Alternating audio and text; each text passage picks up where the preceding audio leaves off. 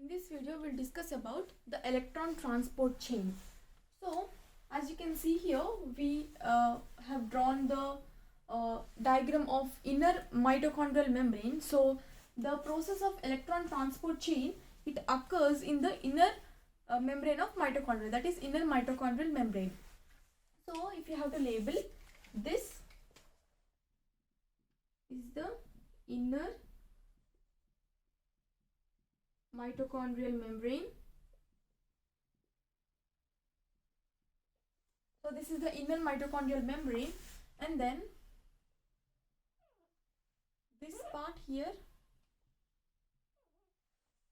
this is actually the intermembranal space. So intermembrane space.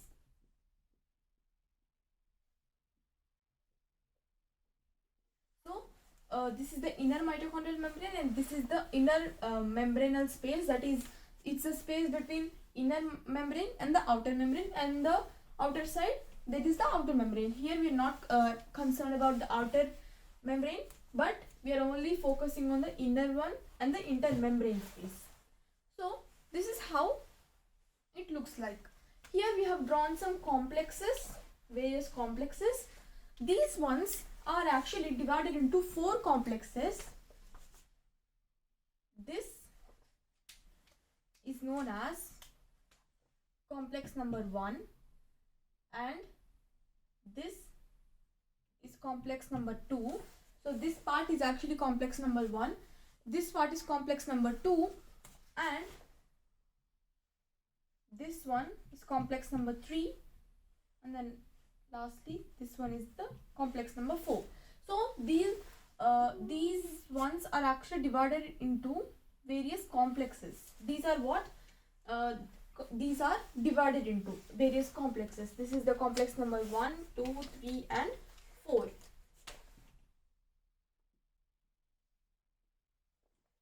Now, what happens in electron transport chain? So by the name itself we can tell that it is actually the transport of electron. So here electron is there, but where does this electron come from? First of all, what happens is NADH2 splits into 3 parts, that is a pair of electrons, a pair of protons, so 2H plus is what we use for representing protons, and NAD plus. This pair of protons, they are in the cytoplasm of the cell. There is cytoplasm this side.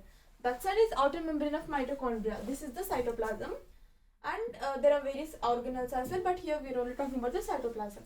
The proton is in the cytoplasm now, and this electron goes through this electron transport chain. At the end of the electron transport chain, there are ATPs which are being synthesized.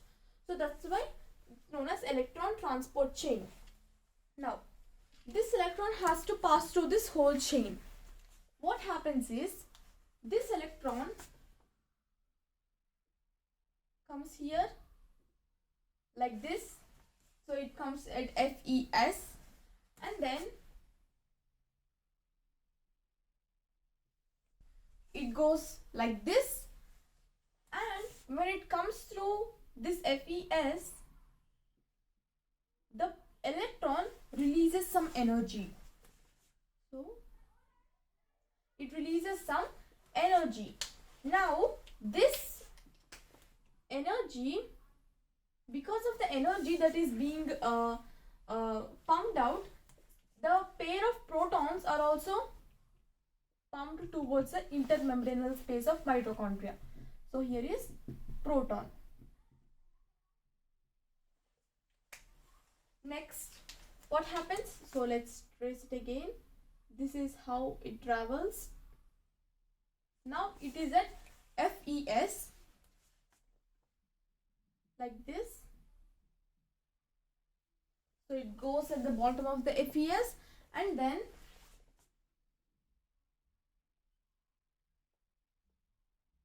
like this. This is ubiquinone, that's what we call it, UQH2, that is ubiquinone. And then when it comes to ubiquinone, there is one more place where this energy is released. So here energy is released. So here also again one pair of protons comes from the cytoplasm to the intermembranal space. So this energy is actually utilized to pump a pair of protons from the cytoplasm into the intermembranal space of mitochondria. So that is what is happening. So there are many protons here, positive charge of protons. So the intermembranal space is filled with the positive charge of protons. Now let us continue with the electron transport chain. It is near ubiquinone. Here, and CYB goes here. After coming there, what it happens is it goes through FES. So again this part, and again like this. Here in complex number 3, as it is going through UQH2, there is one more place where this energy is released here, and this electron transport chain again continues. So it goes through here, that is CYC1, and then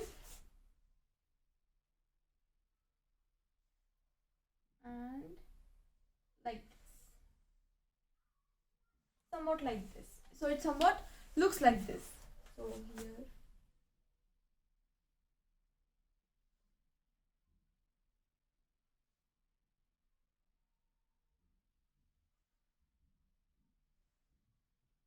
now, if you observe carefully, this energy is released only in 3 complexes. That is complex number 1, complex number 2, and complex number 3. So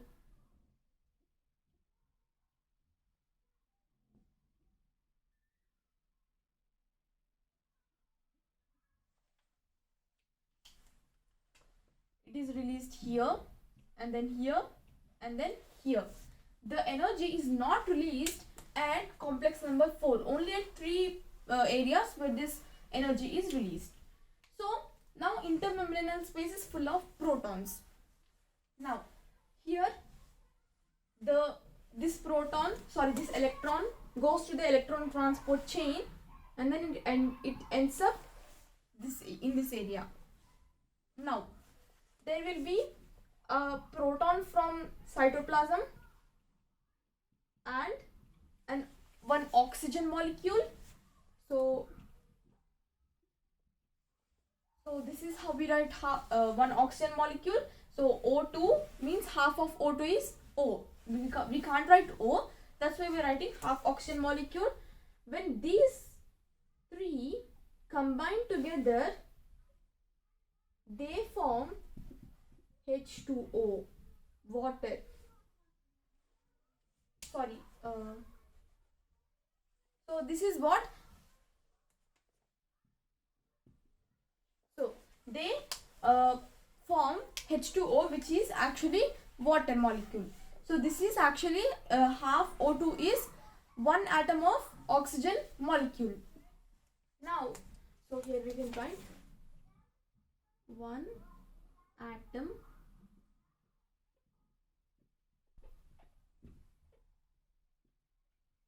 of oxygen molecule. So 1 atom of oxygen molecule and a pair of electrons. So here this electron has gone through the electron transport chain, and 1 pair of protons, which is actually the protons from the cytoplasm. They all combine to form H2O, which is water. So this is all about electron transport chain. So this is what happens mostly.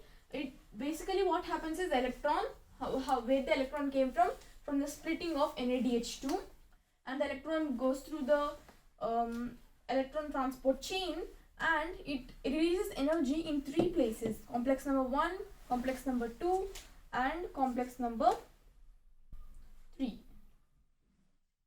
So this is how the electron transport chain is, and also the electron is here, which is gone through the electron transport chain, and then 2H plus, which is proton, a pair of proton. The proton is in the pair of proton is in the cytoplasm, and then we have one atom of oxygen molecule, and this combines to form water at the end. So this is what electron transport chain is. At the end, this electron transport chain is actually synthesizing water molecules. So let's write here.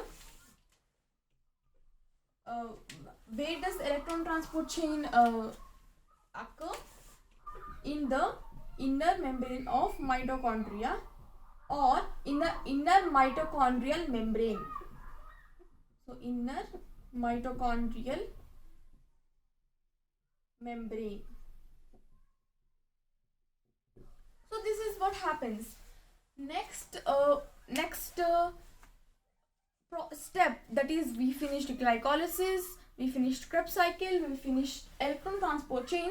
In the next video, we'll discuss about oxidative phosphorylation.